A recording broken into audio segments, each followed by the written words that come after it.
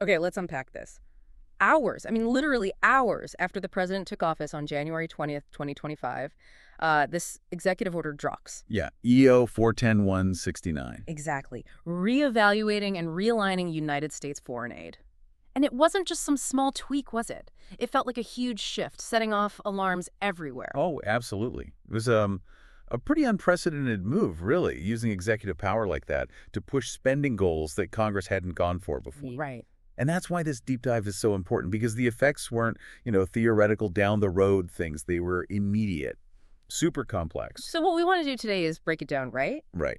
Look at the actual language, the stated goals, and crucially, the real-world impact of this 90-day pause on development aid.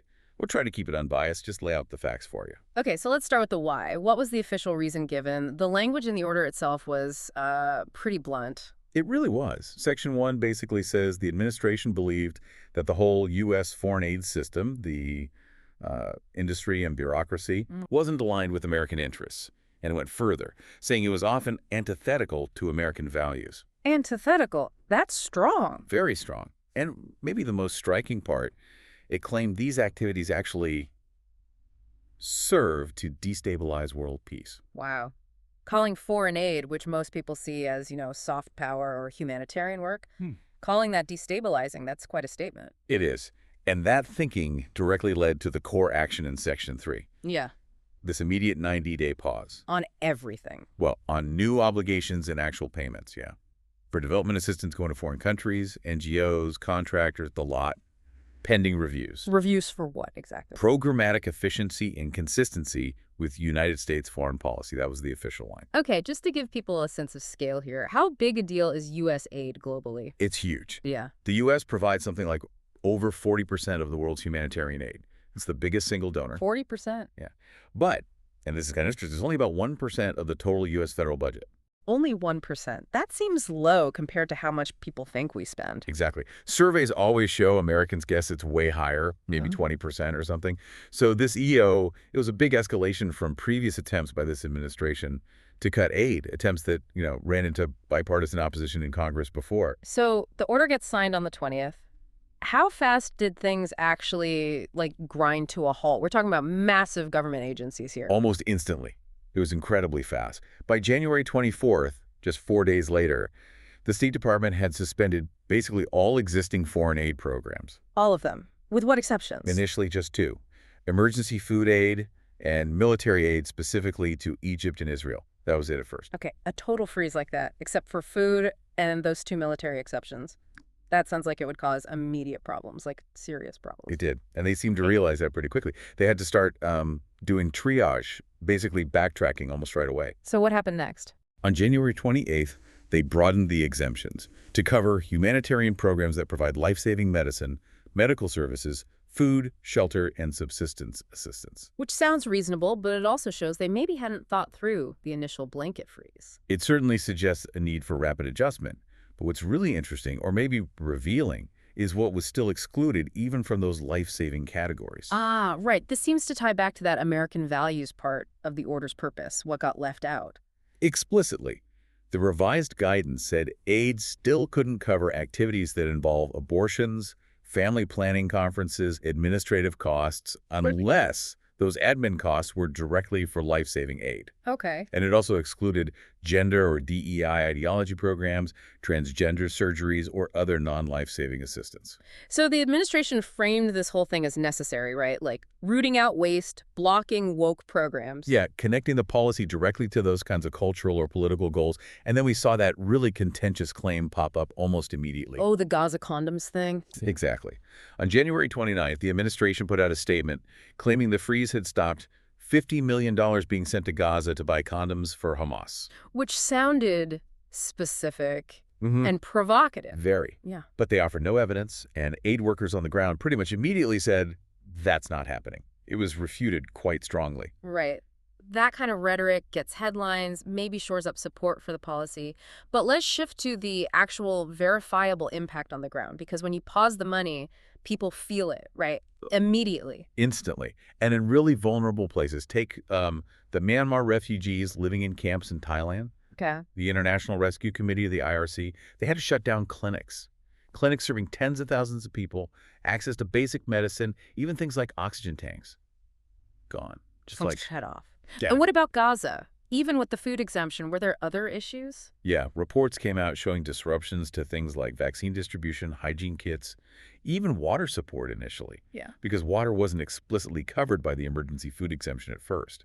That's terrifying, a lack of clean water. That shows how even small details in the wording or the lack of a specific waiver can have massive consequences. It really underscores the challenge of implementing such a sweeping policy so fast.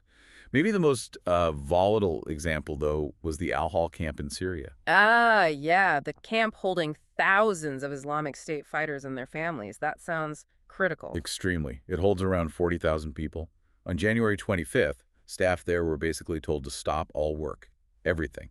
Water, sanitation, security operations. Wait, stop security. In that camp, if the goal was American interests and stability, how did pausing security operations in a place like Al-Hol make sense? It seems like a massive risk. It does seem contradictory, doesn't it? The breadth of the initial freeze seems to have overridden maybe a nuanced assessment of security risks. Officials literally warned about the potential for mass rioting breakout attempts. And the NGOs running things there. Heavily reliant on U.S. funding. Bluemont, a major one, gets like 70% of its funding from the U.S.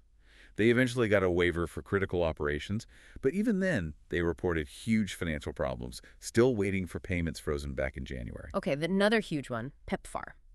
The big U.S. program for HIV treatment globally, millions rely on it. Was that hit? Oh, yeah. Big time. On January 27th, PEPFAR staff couldn't even log into their computer systems. Locked out entirely. Apparently. Now, operations mostly got back online after the general humanitarian exemptions were broadened, but the disruption was real, and the uncertainty lingered. UNAIDS later reported that something like 35 out of 39 PEPFAR countries saw disruptions. Testing, treatment, everything. And didn't those specific exclusions we talked about, the ones about gender and DEI programs, cause problems for PEPFAR too? That's what reports suggested. Yeah. Those programs are often how you reach specific, really vulnerable groups. Think adolescent girls in certain high-risk areas. Banning funding for anything tagged as DEI ideology apparently made it harder to run targeted prevention and outreach. Even getting things like pre-PP or condoms out there got complicated by the initial freeze. So the impact wasn't just out there in refugee camps or clinics, it hit the U.S. agencies themselves, didn't it? What happened inside USAID? Chaos, pretty much. Internal turmoil was severe. In the days right after the order, over 50 senior officials at USAID were put on administrative leave. 50? Why? Allegedly for trying to find ways around the suspension, trying to keep funds flowing. That number climbed later, apparently closer to 100 people. 100 senior people sidelined. Yeah. And then you had the head of this new Department of Government Efficiency, DOGE. DOGE, okay. Openly calling USAID a criminal organization. Yeah. And saying the president agreed it should just be shut down entirely. Shut down. Dismantle the entire agency that handles 40% of the world's humanitarian aid? God, that's radical. It certainly pointed towards radical restructuring, at least. And there were practical steps. The USAID website went dark. Staff literally couldn't get into the headquarters building for a time. Unbelievable. And then, adding another layer of controversy, the USAID Inspector General, Paul Martin, was fired. The Inspector General, isn't that the internal watchdog, the person whose job it is to prevent waste and fraud? Precisely. He was fired right after he warned that oversight for about $8.2 billion in unspent aid funds was basically non-operational because of the freeze and the chaos. Okay, let me get this straight. The administration says the goal is rooting out waste and inefficiency, but then they fire the chief auditor who's supposed to ensure efficiency and proper spending, while also sidelining dozens of experienced managers. That's the sequence of events, yes. And the firing itself caused controversy because legally, Congress is supposed to get 30 days notice before an IG is removed. That apparently didn't happen here. So with all that going on, legal challenges must have followed. They did, and quickly. The core issue became the administration's power to just stop spending money that Congress had already allocated. Ah, the power of the purse. Exactly. A U.S. District Judge, Amir Ali, issued a temporary restraining order on February 13th. What did the order do? It specifically aimed to stop the administration from blocking funds that Congress had already appropriated for foreign aid. It wasn't just about future plans. It was about money already set aside by law. So the judge was essentially saying, you can't just freeze money Congress told you to spend. Pretty much. The judge pointed out the administration hadn't really given a good reason for this blanket suspension of funds Congress had approved. It set up a real constitutional clash. And what was the reaction outside the U.S.? This must have made waves internationally. Huge waves. Immediate global outcry. The UN Secretary General, Antonio Guterres, publicly called for more exemptions to the freeze. Human Rights Watch put out warnings, saying the order was putting lives at risk globally, whatever the intention was. So if we pull this all together, EO 42169 was framed as this necessary move to align aid with U.S. interests, boost efficiency, cut waste. Right, that was the stated goal, rooted in a specific view of foreign policy and what constitutes American values. But the execution, that immediate 90-day pause, it caused instant widespread disruption. Aid delivery stopped, agencies were thrown into chaos, the internal watchdog got fired. And it triggered a legal fight over fundamental powers between the president and Congress, Yeah. all unfolding very, very quickly. The gap between the stated aim of efficiency and the immediate reality of systemic breakdown seems vast. It highlights that central tension, absolutely. Yeah. Trying to fundamentally redesign a massive system overnight inevitably cause the existing system to seize up, regardless of the ongoing human needs. Which leaves us with a really unsettling question, doesn't it? If critical things like HIV treatment for millions, or basic security in volatile refugee camps, or even clean water access can be halted almost overnight by a single administrative order focused on a 90-day review, how robust is that global humanitarian system, really? How vulnerable is that infrastructure? That's definitely something to think about. Food for thought indeed. Thank you for breaking that down for us. Thank you for joining us for this deep dive. We'll catch you next time for more insights.